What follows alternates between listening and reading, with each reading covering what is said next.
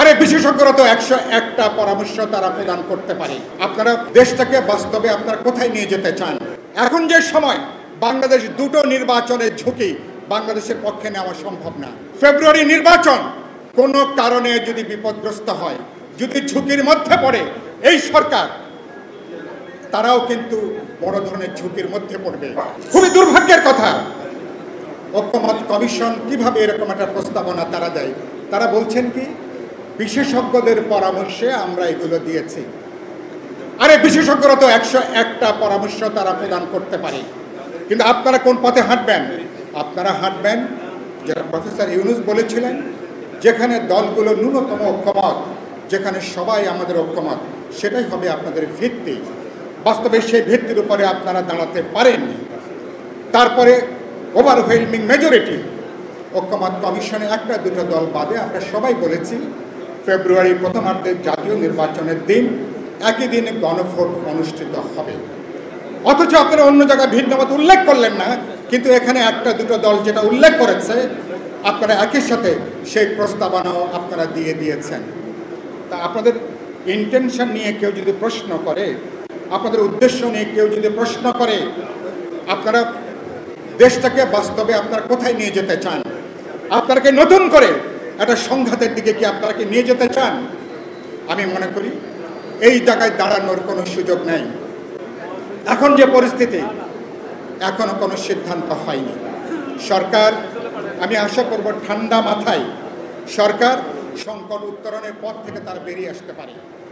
1 নম্বর প্রস্তাব, সরকার ঐক্যমত কমিশনের যে সমস্ত ব্যাপারে আমরা একমত হয়েছি তার উপরে সরকার তারা অবস্থান গ্রহণ করবেন। আমরা জুলাই সমঝোতা সনদে স্বাক্ষর করে আমরা কোনো ভুল করিনি, আমরা কোনো অন্যায় করিনি। আমরা যেটার সাথে 7 মাস আমরা আলাপ আলোচনা করেছি, একটা রাজনৈতিক সদিচ্ছার জায়গা থেকে, বোঝাপড়ার জায়গা থেকে সংকট উত্তরণের জন্য সংস্কারের ব্যাপারে গণতন্ত্র মঞ্চ, বিএনপি সহ আমাদের যে কমিটমেন্ট 31 দফায় আমরা বলেছি, তার উপরে ভিত্তি করে আমরা এই জায়গাটা আমরা হাজির করেছি। সরকার তার উপরে আজকে আপনারা দাঁড়াবেন। আপনারা 2 নম্বর হচ্ছে, আমরা বলেছি নির্বাচনের দিন গণভোটের ব্যাপারে আপনারা একটা আদেশ বা প্রজ্ঞাপন আপনারা জারি করতে পারেন।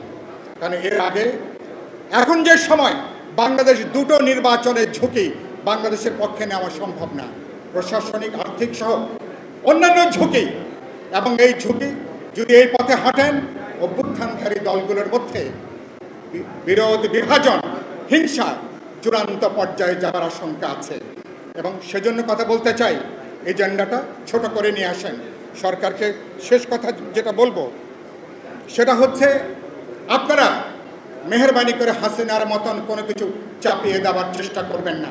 ঐক্যমত কমিশনকে বলতে চাই, আপনারা আপনাদের দায়িত্ব আজকেই 31শে অক্টোবর আপনাদের মেয়াদ আজকে শেষ হয়েছে, কিন্তু বাস্তবে আপনাদের প্রস্তাবনার মধ্যে আপনারা বহু ধরনের উস্কানি আপনারা তৈরি করেছেন, বহু ধরনের অস্থিতিশীলতার উপাদান এখানে আপনারা যুক্ত করেছেন। আমি আশা করব সরকার কোনো উস্কানির পথে হাঁটবে না, সরকার কোনো বিরোধ বৈরিতার পথে হাঁটবে না, সরকার সমঝোতা ঐক্যমতের জায়গাটার পথে হাঁটবে।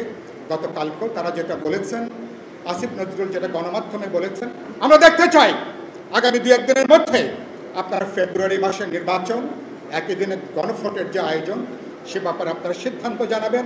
দ্বিতীয়ত, আমরা বলেছি আপনারা পার্লামেন্টে একই সাথে এক্সট্রাঅর্ডিনারি কিছু ক্ষমতা থাকবে, সেটা ব্যাপারে আমরা একমত হয়েছি। কিন্তু 270 দিন পরে সনদগুলো যদি কার্যকারী পার্লামেন্ট করতে না পারে, অটোমেটিক এটা সংবিধানে যুক্ত হবে। এটা তো আরেক ধরনের ফ্যাসিবাদী তৎপরতা। আইয়ুব খান একবার এলএফও জারি করে এ ধরনের নির্দেশনা দিয়েছিল। আমরা নিশ্চয়ই আইয়ুব খানের যুগে, ইয়াহিয়া খানের যুগে কেউ নিশ্চয়ই আমরা ফিরতে চাই না। যেটা বলে শেষ করব, এই জায়গা থেকে আপনারা বাংলাদেশের সরকারের উপর এখন আমরা আস্থা রাখতে চাই। ফেব্রুয়ারি নির্বাচন কোনো কারণে যদি বিপদগ্রস্ত হয়, যদি ঝুঁকির মধ্যে পড়ে এই সরকার, তারাও কিন্তু বড় ধরনের ঝুঁকির মধ্যে পড়বে। বাংলাদেশ অনাকাঙ্ক্ষিত সংঘাত, সংঘর্ষ, এমনকি গৃহযুদ্ধের যে বিপদের কথা অনেকে বলছেন, প্রকারান্তরে এই গৃহযুদ্ধের দিকে অনেকে নিয়ে যেতে চান, সে পথে কোনোভাবে আমরা হাঁটব না। আমি আশা করি আমরা প্রজ্ঞা, দূরদর্শিতার পরিচয় দেব।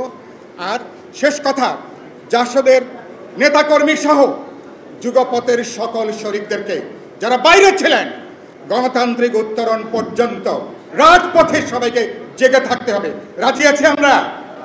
সবাইকে আমরা জেগে থাকতে হবে। রাজি আছেন এতে? কারণ ইঞ্চিতে ইঞ্চিতে লড়াইটা জোরদার করতে হবে। প্রতি মুহূর্তে নতুন তৎপরতা, নতুন চক্রান্ত, নতুন ষড়যন্ত্র হবে। অভ্যুত্থানের পিছনে যেমন প্রতি অভ্যুত্থান হাঁটে, বিপ্লবের পিছনে প্রতি বিপ্লব হাঁটে। আমরা ব্যর্থ হলে আমাদের এই সুযোগ নেবার জন্য অনেকে তৈরি হয়ে আছে। কাউকে আমরা খড় পোড়ার মধ্যে আলু পোড়া দিয়ে খেতে দিতে পারি না। এ কথা বলে সবাইকে শুভেচ্ছা জানিয়ে আমার বক্তব্য এখানে শেষ করছি। সবার জন্য ধন্যবাদ।